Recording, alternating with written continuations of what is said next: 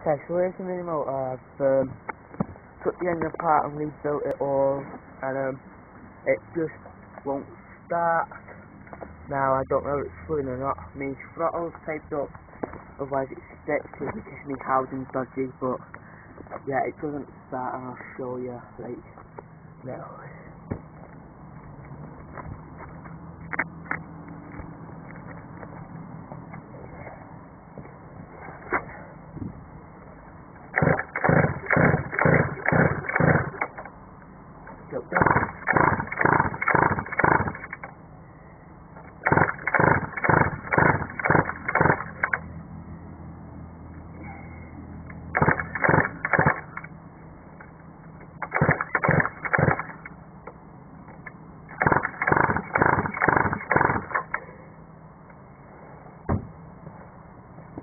So that's the problem I'm having with the mini motor. Please leave comments and hopefully I can get it running again. Thanks a lot.